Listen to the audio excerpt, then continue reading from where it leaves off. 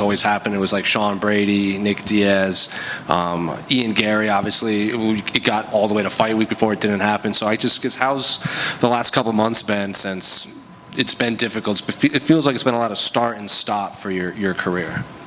Yeah, I mean, it's definitely been frustrating at points, but, I was even talking about this not long ago. I think that these moments are what builds us up, what makes our character, what builds our principles. And that's what I've been doing through this period, just persevering, keep myself working, getting better, improving. And at some point, I know that I'm going to get a fight, like I have one right now. I knew that this was going to happen. So instead of just focusing on, man, all these guys pull out, what's going on? I'm like, no, let me keep on working. The fight is going to come. I got to be ready for that. And that's what I did. Obviously, after your first fight with Nick was delayed to December, and then obviously the video came out that everyone has seen. How early into, I guess, close to this fight did the UFC start to tell you, like, hey, we might not go with Nick anymore and we might have to go with Themba Gorimbo? Probably, I think maybe a week after the video, something like that. So I'm not sure how long ago that is. But at that point, especially me and Ali, my manager, we were talking about it, let's, without even the UFC saying anything, let's try to reach out to them and make sure that something's going on. So when I was supposed to fight in August and it didn't happen, the UFC wanted this fight. It was a big fight, and I said, okay, let's do it, but I want to fight this year. And then I told Ali, I'll be ready for anybody. So that's the thing, because I knew maybe it's not going to happen. So I'll stay ready for whoever, steps up, and great that Themba, stepped up, and now we get a fight. Well, Themba actually said, after his last win, they goes, I want to be ready just in case Vicente or Nick don't make it. So I guess, did you hear that? And when they presented you with his name, how aware of you were you about his skills and everything? When he said that, I heard it right away, that when he said it, and in my mind was like, okay, if something happens, there is somebody, there's somebody that is going to say yes. So in my mind, I knew that he could be an option, maybe even the first option, and that's what happened. And obviously, he got really popular when The Rock bought him a house and everything. He's been on this tear. Good mix of subs, good mix of decisions and knockouts. So I guess, what do you make of his skill set? And just, it's not the same name as Nick Diaz and what it will lead to, but just what do you think a win over Themba Gorimbo does for you and what his skill set is? I think it's a great fight. Nick, all the hype, big name, a legend, and obviously I would love to have that under my belt. And I think that as a fan base, the fan base would definitely engage with that. Now, if we're talking about a competitive fight in the sports side of it, I think that this is a great fight. Me and Themba. Themba is 4-win streak. I'm not in my best moment, but I'm on the rankings, so he wants to jump up there, and I know how hungry he is. I've been in that position so many times, and I'm ready to show that I'm even hungrier to get to the top and to become a champion, which is my goal and has never stopped being my goal. He was in here and he said that, I know I'm going to finish him, I just don't know when or how. So I guess, how do you see this fight playing out on Saturday?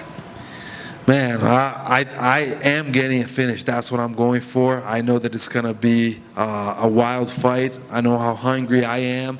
I can imagine what he wants to, the statement he wants to put, and let's go. Let's go. I'm ready for everything. And then just last one for me. Can I get your thoughts on the co-main event between Shavkat and Ian? I think it's a great fight. I've trained with both of them. Ian has been, I haven't trained with him more than 2 years, I believe. And Shavkat, I've trained for this training camp. We were training sometimes together. I think Shavkat has the edge. I think he's the better grappler, better wrestler. Better grappler, better wrestler. Striking, I'll give it to Ian. Ian is very talented, very skilled. But I just think, Shavkat's style, he could put the pressure and make it into a war. And I think that he thrives in wars. Vicente right here. Have you moved on from the possibility of the Nick Diaz fight ever happening? Do you still kind of hope or want it to happen, or are you okay at this point if it doesn't? At this point, I think I don't think it will happen again. maybe, who knows, but I'm looking up the division, you know. I'm looking up. I'm looking to get past Themba. That's the first, you know, mission to be accomplished.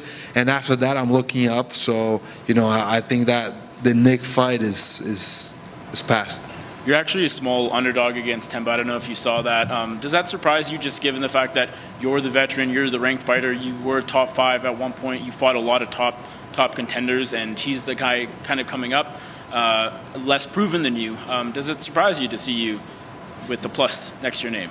I don't think it surprises me. I would say a lot of people are not ready, you know, for what's coming. Maybe they think that I'm not the fighter I used to be. I can tell you I'm the best fighter I've ever been. So that's all I can say about that. Is this going to be kind of your own y'all must have forgot moment? For sure, definitely. What do you see your 2025 looking like? You know, you bounce back this weekend. What does 2025 have in store for you? 2025 is getting back to the top and chasing that title fight. You know, right now we have Bilal Muhammad, which I fought 2 times. We're 1-1 as a champion. If he remains champion, you know, I'm going to get to that, back to that top, and then we're going to have that trilogy. Do you have that sort of, do you have an idea of what getting back to a title fight looks like? How many fights it might take?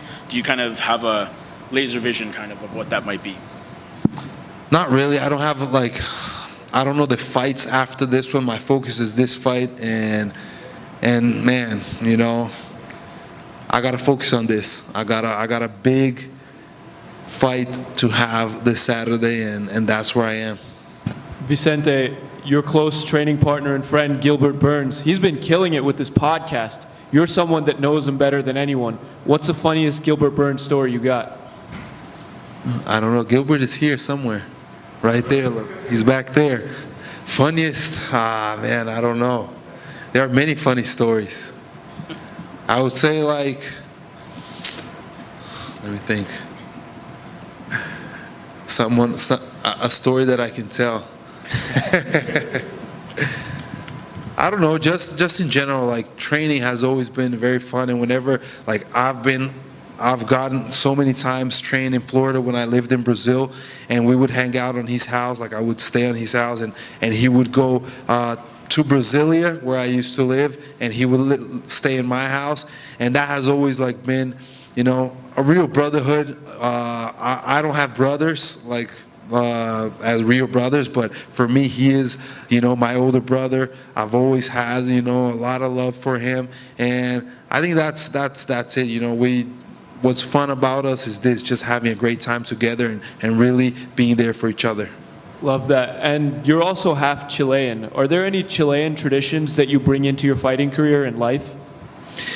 Yeah, I mean, I grew up, my grandfather, he was Chilean, and most of my life I grew up with him, so I used to eat a lot of, you know, cazuela, empanadas, all these kinds of Chilean food, pastel de choclo. So yeah, there's a lot of the Chilean culture in my raising, and that's why, like, I love that my dad is Chilean, and I still, like, whenever I'm with him, we've all my life spoke Spanish.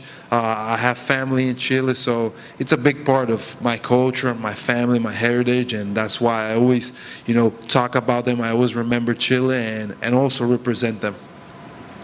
Vicente, right? Well, just one for me outside of the fight. You mentioned to me at the media day ahead of Rafael dos Anjos that Ayrton Senna is a guy that you really look up to, and so I wanted to ask, how does it feel to see a guy like him continuing to inspire people like yourself from just different disciplines 30 years after he passed?